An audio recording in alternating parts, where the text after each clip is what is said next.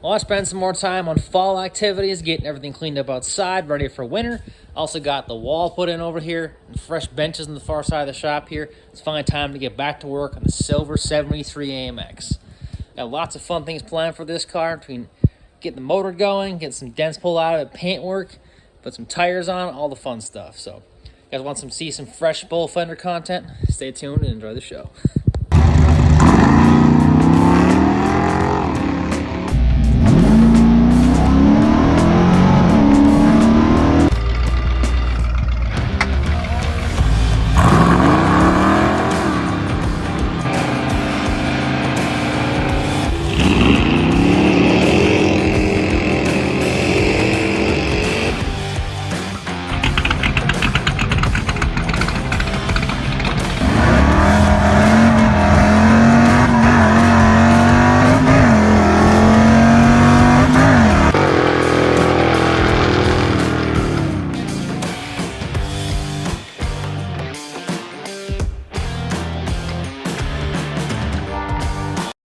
So the first thing for today, actually, we're going to start out with put some tires in this dang thing. Because as you can see, these tires are at least twice my age, or actually probably more than that, to be honest.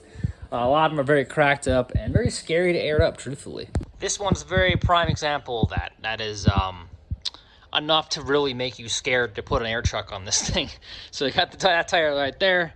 This one's a little better, just got a decent crack in it. But this one, then look, it was trying to kill you. That one actually, you probably can air up and still be alive. But you also have this really bad dry rotting like that. And also the same thing up there too. Anyway, I got a full set of tires sitting right here. Some 15-inch tires, because obviously this has 15-inch rallies on it. So we'll get these rallies pulled off here quick. Pops on the tire machine, get these scary tires off them, get the new ones on. And we'll have something we can actually put air into and roll this car around properly.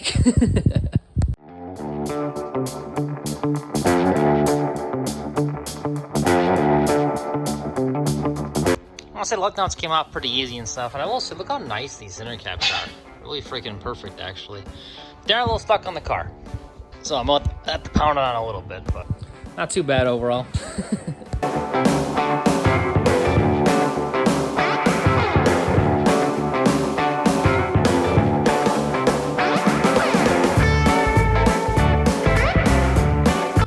Unlike that, Javelin's got no more shoes on it. I will say it's pretty clean up in the inner fenders and stuff like that, actually. I mean, it ain't perfect and stuff in here, but like rust-wise, it's very nice, that kind of stuff. Obviously got North Dakota dust. I mean, these things are absolutely full. Like every other car from North Dakota. But looks really nice up in this hole, I will say that. Even brake parts, I mean, not too bad. Obviously, I see you got a broken pin right here, but that's stuff that happens, I guess. But got the nice early brakes on there. Even back here too looks really nice inside. And that silver paint still peeking through in this area right here. Same as over there too. Really nice looking operation. And you even got that quarter right there. Oh yeah, that's what we're talking about. It's even got a backside. That's something you see every day right there. And a pretty nice gas tank in the car too, because it was replaced at one point. So pretty nice underneath, actually. Nice and decent. Same as obviously the quarter on this side. And inside over here looks exactly the same. Nice and clear. Nice to see. And you got brake lines that aren't even rotted out yet on the rear end. So obviously they're not usable. You replace them all to use the car daily, or actually have fun with it, but still pretty nice. That's the inner fender up on this side. Same way. Undercoating on everything still. Nice silver paint underneath, that kind of thing. Y pipe looks a little rough and that kind of thing, but you know, it was sitting on the floor for a while, but nice torque boxes and everything like that. Real nice to see. A little bit of grease coming through here out of the engine bay and that kind of stuff, so that's some old premium heavy duty shocks up in here, so with that kind of guarantee, you know what she's gonna handle. Made some short rod bushings that look like they're a tad bit on the cooked side of things. And looks like that's how top ball joints put it in at one point.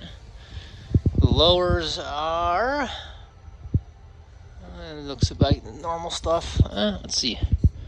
Can't quite tell if those are pins or not. Too much grease. Worry about that later. But pretty clean up in the engine bay wise here too. Just a little bit of grease on the 360, but nothing super bad. Look at that tie bar though. Little radiator support. Doesn't have a big chain mark in it yet.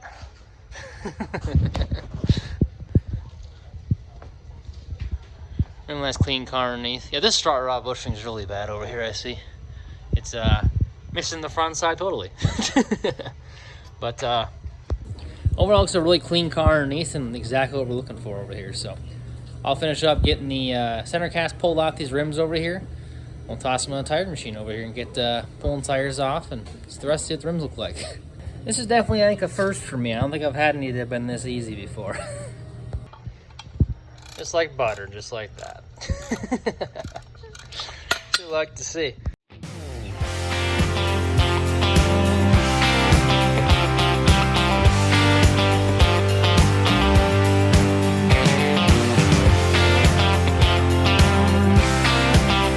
Blow these things apart with the old Ranger over here. So first things first, check for wheel weights, which I see we have none on this rim actually, but I have a tool up there anyway if I need to, but we're in a pretty good spot. So best thing is do the back side first always. So get her lined up on your bead there. And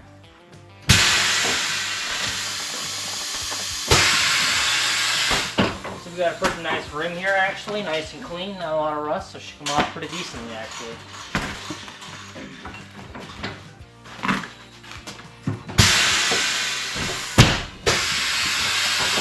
There we go, pop the back off. Now time for the front.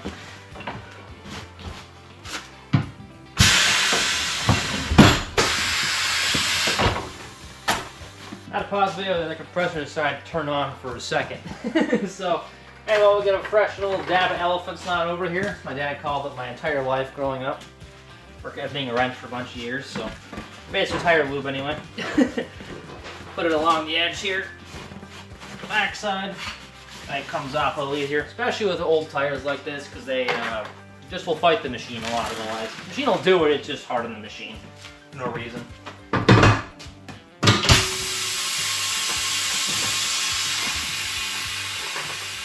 That up there. First coat of lube on the top side.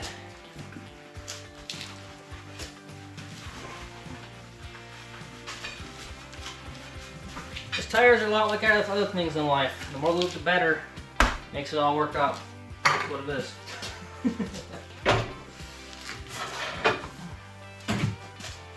I can set this a little bit. The right depth there. Lock her in.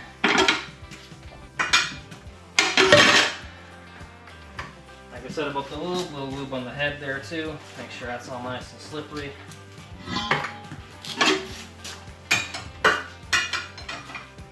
Get you around the bottom there. Over the top.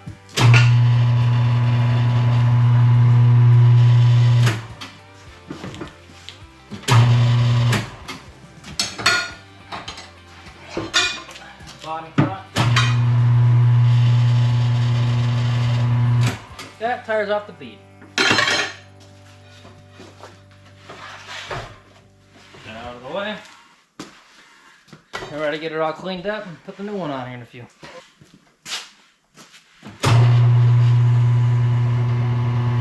I'm putting new stems on all these too, so I'm just going to chop the stems off. Just because you don't want nothing leaking, so nice little knife serrated edge. Just valve them right off and get the hole cleaned out. We're all ready to go. So I'm blow. I'll put time lapse on, blow the rest of these off, and then we'll get to getting the rims cleaned up. A couple may need that. Maybe, I don't exactly know. I'm just guessing. Put the new tires on here in a little bit.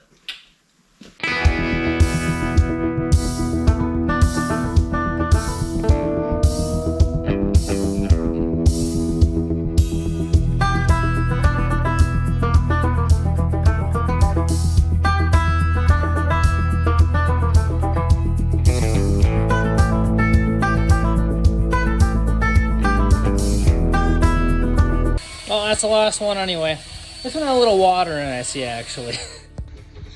You get a little bit of that tasty rust water. Mmm, yummy. I'll wake you up in the morning. But the rim looks pretty good overall anyway, so not a big deal that way. So we'll get it all cleaned up with the wire wheel. Dad's working on one. The other one that had just a little bit of pitting on the bead. That'll be nice and clean for the new tires. And if they have a couple pits, maybe I'll toss some glue on them, but I don't think we'll need to. They're pretty nice overall, truthfully. Well, Dad's getting the last rim cleaned up a little bit. Got the other three all ready to go. And like I said, a lot of them are actually in pretty good shape with this one right here. So, but we'll glue them all anyway, just to make sure we have no problems. Not that we should, it's just handy just to glue the beads and you ain't gotta worry about them. That way something's, when it's cold outside in the winter and stuff, you can move the car in there easily and know the beads didn't leak in the cold, so. Especially if we got ourselves fresh snow tires we're putting on this thing. Should be ready for all kinds of weather. Well, a freshly used set of snow tires, I should say. Or just takeoffs off the Eagles, basically the snow tires we use, so. It's a nice set that I'm not gonna use anymore that I've drifted enough with that are kind of bald, so it's a good place to put them right here. Plus, they look awesome in the burnouts when they make lots of smoke. So, kind of like a win-win if you ask me. So, I'm gonna set them all back up here with some fresh stems in them and fresh tires on them. So, get the valve stem hole nice and cleaned out, ready to go. Just like that. Put a little bit of lube up in the hole so the stem goes in nice. Put her on the bottom just like that. Handy dandy stem tool right here. Pull right through the rim just like that. And since we are putting these on, I'm just going to glue them. These are pretty nice, but I just want to make sure, like I said before, don't have anything leaking in the middle of winter, and then we got to air them up in the middle of 40 below temperature stuff anyway, so.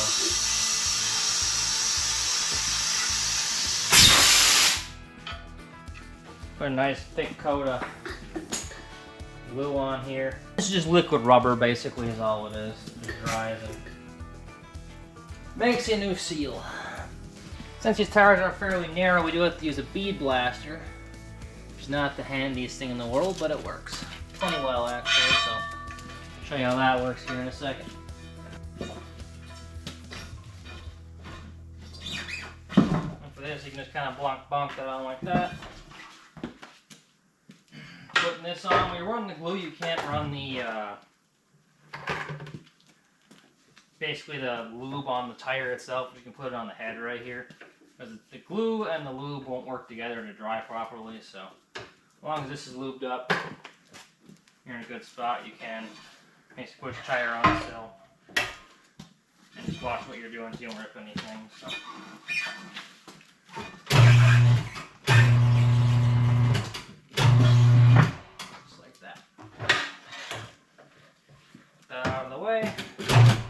Valve stem back door, and since also we're going to run the bead blaster, make sure you get enough air going into the tire. I'll pull the core out for now. That way we can pump enough air in there to keep the bead on once we run the blaster and seat it. So here's a lot of noise this comes in.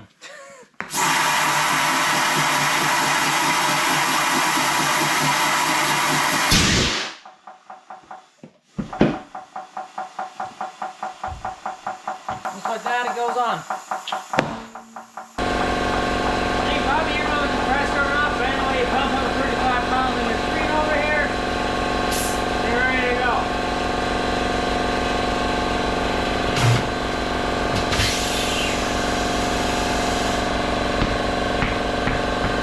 Just like that, I got ourselves a fresh set of tires for the Javelin. A little bit of bead blasting. Dropping my safety glasses. We got her done anyway, so. I figured we were just kind of busy bead blasting, making lots of noise, so there's a point where we tape it all. But anyway, guys, this here all mounted up, ready to go. Fourth one's all done over here too. So we'll probably throw these caps back on them here in a second, and put the trimmings back on, put it back on the car for now. Unless we're ready to go back on the floor for a little bit. We'll start having a little fun under the hood, see if we can get this 360 fired up. Ah, much better. Fresh set of rubbers on the old AMX anyway, so. Looks much better with tires. They actually look like they want to hold air and not try to kill you when you air them up. So that's kind of handy. And we got them all on and stuff like that. Dad did find a little play in the front end here. Why don't you do a little demonstration here quick.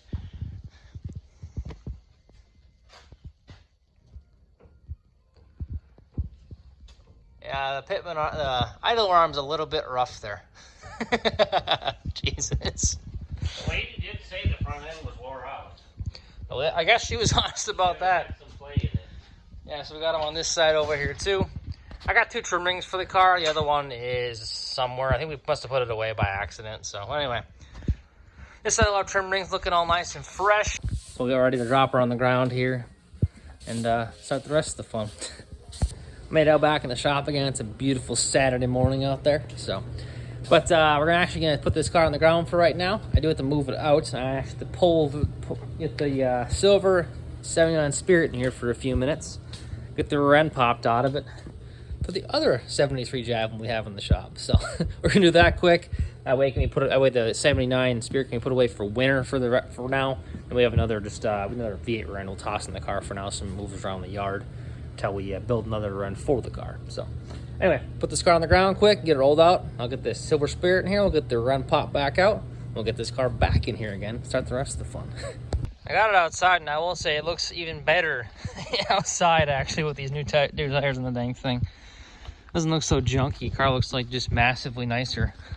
I did find the other trim ring, too. It was actually in the trunk is where I had it. So now we got that car outside. We're going to toss it next to the 48 foot here for a little bit.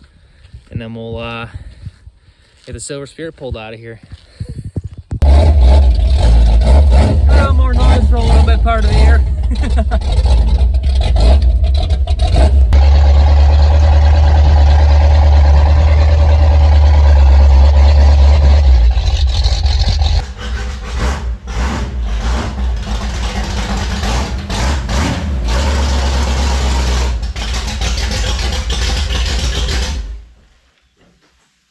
Now we'll get the car in the shop during the daylight. Time to get a bunch of other ramps left on outside. And we'll get back to this in a couple hours. Also, just putting trailers away today as well. It's time to get the old Jeep ready for winter. So gotta pull the battery out of her and then put the tarp up over this wall right here quick. So that's all for this year, I guess. On the bright side though, it does look really dang nice here in the lean-to. So next to my mom's wagon here right here. Well, one trick too, if you ever have something you're putting a tarp on that's in a building actually, you got the vehicle close to the edge of where it's going to be at, put a board like this over the front of the actual hole right there. That way the tarp doesn't rub on the vehicle itself actually and wear the paint off. I'm doing this in my Jeep I've had the Jeep parked in this stall since 2017, so. But anyways, you can see I got a nice little gap right there. Keeps the hood off, tarp off the hood that way, and I never get any tarp rubbage on the vehicle itself. It's especially good when you got something that's got nice paint on it, put it that way. I was trying to finish up a couple loose ends in the show car garage. Got to pull the battery out of my Gremlin still, also my red AMX. And then also got to pull the battery and check the coolant on the new addition, the show car garage over here. So this 73 Javelin guy right here arrived on Friday actually. So basically just, guy was dropping it off before the salt hits, that way he can stay here all winter. Get some body work done to it and paint work done to it and that kind of stuff, so. Real nice, fun 73 Javelin over here. So nice set of slot mags on her and BFGs, that kind of stuff. Real nice black interior in here with the houndstooth seats, which always look awesome. I always love these seats in these cars. But real nice black interior. Got the TikTok tack set up in the dash there and the 140 Speedo. Nice 360 automatic setup in here. Nice little car, runs, you know. You can go racing with it, have a good time, and enjoy yourself. That's exactly what this car is, which is always awesome. So. We'll back it out here in a second, check the coolant, make sure it's good to go for 40 below since this car is originally from southern Wisconsin and it's not quite as cold down there. So, and we get negative 40 actual temperature here in northern Minnesota, and then you add wind chill onto that. So we get cold up here. So want to make sure that everything coolant-wise will stay good in this car. Once it's in the garage for a little bit before it gets a chance to make it to the shop to start on the body work and the paint work and that kind of stuff. So we'll get it fired up and put her outside for a few minutes, see what this thing sounds like.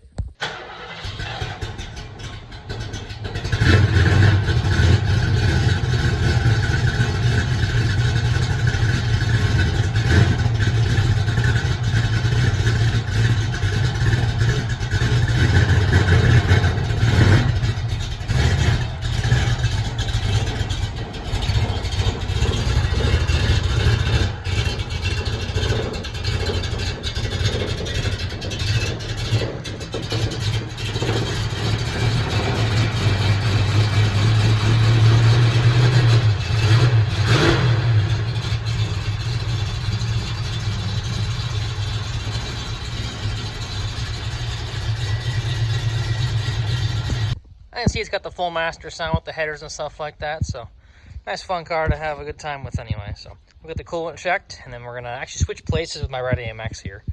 And then that way this is a little closer. I might drive this a little more yet this year. And that way we also have the ability to put kind of slicks in front of the 78 AMX right here, keep them close to the door. Just because the 79 here is a tad bit shorter than the bubble fender, just by a wee bit. So get the batteries pulled out of these, grab them back here, and the other cars once we get them in here, and then we'll be ready to get back to other shop activities. I'm looking on the coolant there on the old scale. It shows 35 to 37 below, but it'll be in this garage, and that'll keep it about 20 degrees warmer. So if it's 45 below, we're still good. And then once we put it obviously in the other garage, it's 70 degrees all the time. So yeah, shouldn't be too bad then. Well, it's awesome. Don't have to run it for a while and drain it out and fix all that. So.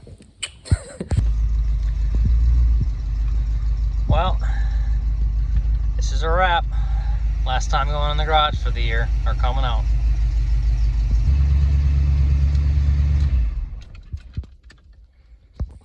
I guess now we'll wait till April to hear that again. Well, we're getting some trees cut and that kind of stuff, which includes this big one right here in the middle of the yard and a couple of the popples. And, you know, a little gas on the carburetor, hit the key, fires right up. 170,000 mile 360 just idles with ease.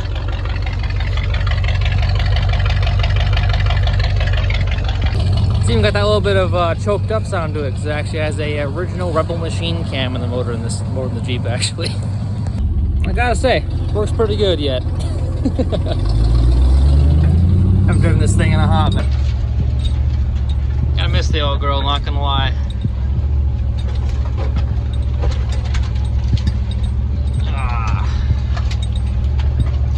Gotta go wheeling again one of these days. It's been way too many years. I made it back in the shop here. I obviously got the silver car in here yesterday. Now it's time to get the 3/4 Mopar pulled out of this thing. So put it up on the rack and start unbolting. Well, and now back to the site. I've seen a couple times already this year. So everything looks good up in here, but the main thing is we're going to do is we're going to pull the 8 3/4 out of here. Going to leave the stock springs in the car for right now and put it just a regular, we got a 6-cylinder end just chilling on the far side of this Javelin over here. I'm going to put in the car so I can move around the yard for right now. And we'll build them on the rear end. I did also see there's a decent puddle of oil over here, which is not ideal. And it appears to be coming out of the bell housing of the T10. And there's some right here. Those like 80-90. So maybe we got a bearing retainer going away on us as well. So 4-speed cars doing 4-speed things. Just keep finding stuff to break. But anyway, I'll get the limiter straps pulled off and the shocks pulled off. And then pull the brake line, then we just gotta pull U-bolts, so. Which is not a majorly hard job, just gotta get it out here, so.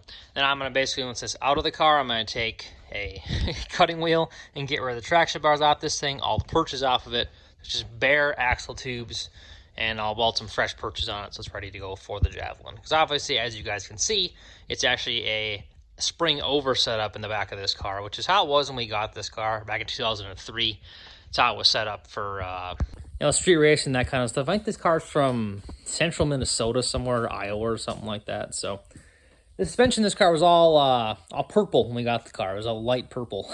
The ladder bars, the original ladder bars that were on the car, we actually broke them off the rear end because they were made out of 1x1 tubing that was pretty thin wall. So we actually busted those things off. I may have a clip of that. I'll toss in the video right here. But then we made these ones and all that kind of stuff. And then just, you know, basically suspension is not the best in the back of this car. It's worked. We've nursed it along as far as we have to right now. And it needs to go back to a spring under setup, axle on top of the spring, a traditional traction bar. So it'll actually work properly for what we're trying to do here. So, and that's what this rear end's going to do in Dave's car. It's going to be set up as a traditional setup, traction bars, just like it's supposed to, working, and it will work just fine that way. So I'll get this stuff, pulling stuff apart here, and then we'll get her popped out. Got the transjacker at the rear end anyway. I had to put a brace up front because I'm actually compressing the rear suspension a little bit, fighting the shocks over here, and also get these straps off. So pull bolts out of the frame up on top quick, and then we'll get the limiter straps off and the shocks off. Then we'll let it kind of calm down a little more, and then we'll bust the U-bolts out.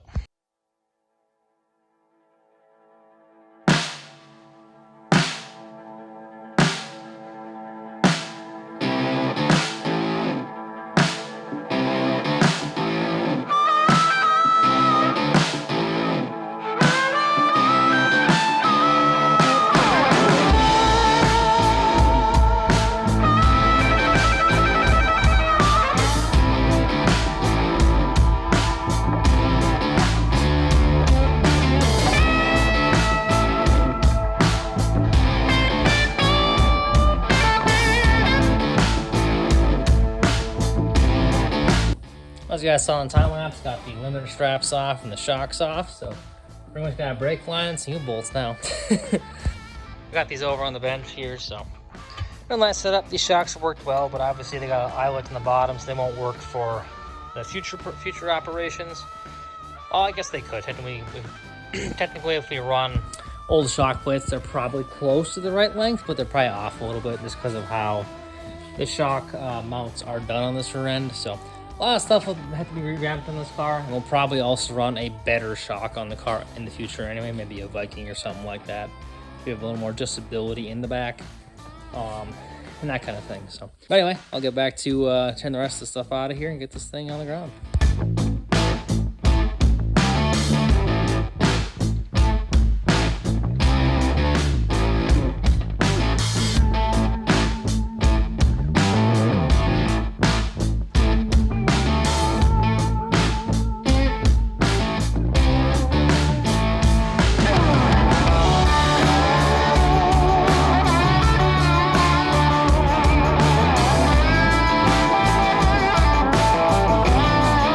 U-bolts fought me a little bit, but they weren't too bad. So anyway, it's all disconnected except for the brake line right now. My dad was spending over there playing around with our massive bin of fittings. Now we got ourselves a brake line plug. It's got a lot of stuff going on here, but basically brake line female right there, and then a lot of other plugs with MPT to make it work. So that way we can still drive the car around the yard and actually still have brakes. Otherwise, there's always that one time pushing the brakes when you got just a plug on it, and then you have a mess. So anyway, I'll get the brake line off with that plug on it, and then we're ready to drop the rear end out of the car. Coming on down. Okay, it's not chained on, so you remember. I know. We can get out the springs a little bit, and we can buy back up. Get over there, you're still caught. A little more, still cocked. Hold on, right there. Go slow. We're caught on the hoist now, so we gotta get one side then the other. Oh. Okay, now go ahead. Put it down more.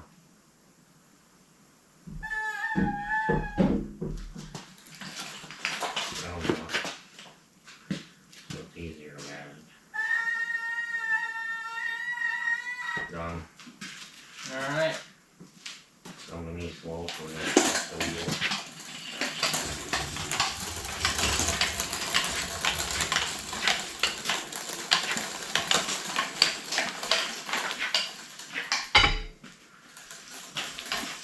We got her on the jack over there out of the car, and I did see something very interesting. So the passenger side has a nubbin on the bottom over here, like it should. Driver's side, not so much. So this actually broke off apparently during all the racing activities. So we got the last leaf right there, looks kind of cool. And then we also have on the driver's side here the rest of the center pin that's snapped off. So that's kind of fun. But we're going to run this in the back room for right now, put the chain hoist on it, pick it up, put it on the ground, and we can then we can get the other rear end that's behind the Javelin over here back on the tranny jack with the chain hoist, and then we'll put it up in the hole. I guess this factory AMX rear end was a little rustier behind the drum than we thought it was, but we're good for what we're doing. Not coming off. We can see it's a factory AMX rear end though, because it's got the V8 drums on a 6-cylinder rear end actually for the heavy duty cooling. Got the extra fins and that kind of stuff. So as you can see how much deeper it is than a stock one. All that kind of thing. So we'll get the brakes blown off this thing so there's nothing in the way, and then get it ready to put up in the hole. Center pin's only a tad bit bent. It's only been reefed on just a couple times. I'm going to pull out both center pins anyway because they're super, super tall. And for actually use with the stock rear end, hitting the axle tube actually, so we're going to put bolts in it instead. Got the springs all ready to go, fresh bolts in them. That kind of thing. I got some shock plates from out back that are for the current use we're doing, nothing else more than that, since this is an ISO pad rear end. It's got the wide perches, so. I got self-adjusters pulled out and that kind of stuff. Got the chain put on it, jack underneath it and that kind of thing. So we'll run in the back room, put it back on the tranny jack. Getting some used U-bolts all cleaned up so you can bolt it up in the hole for right now, since this is obviously all very, very temporary. We built another end for this car. But it'll make it easy to move around the yard and that kind of stuff till we get to the point of putting a 9-inch in this thing. So moving the around, looks like our jack may have just 100% blew the seal out of it because it's got a little Hansel and Gretel trail going across the shop. But I guess that jack, that floor jack is, this one over here, is probably older than me. So I guess it's allowed to leak at some point. Anyway, got the old 6-banger end up in the hole, up in the air I should say. It's got her choked on both sides with a little chain, hanging from the roof from the engine room here quick. So get the jack back underneath it, and we'll let her put her in the hole. All right, time to put her up in the hole.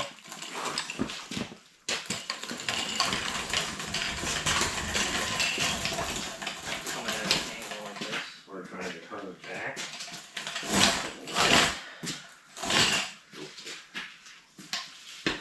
Let's do that. I'll grab my gloves here for a second. Ready? Yeah. Come on in. There we go.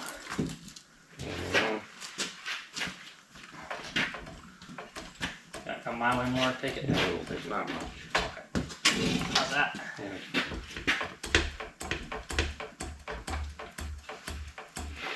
At least it's not a 9-inch because the middle will be too big to do this job easy. Smaller end goes right up and no problem. A little bit more.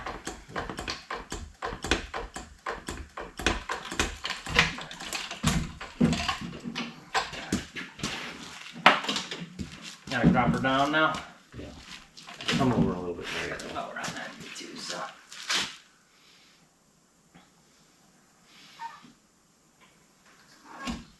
Good? Yeah. There we go.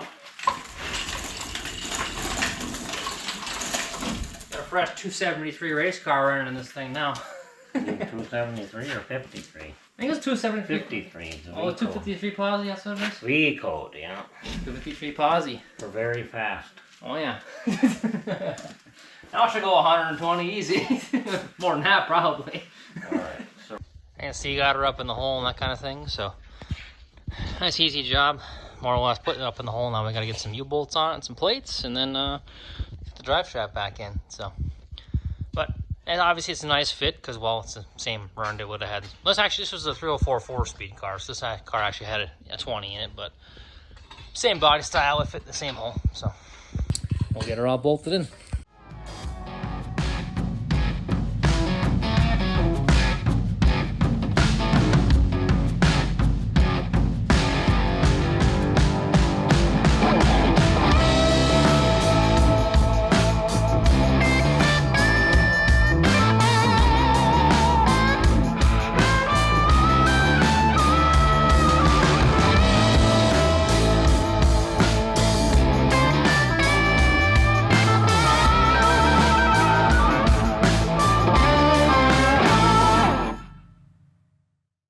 Well, all right, got her all bolted in the hole. I had to take a few minutes and actually chase the threads in the yoke.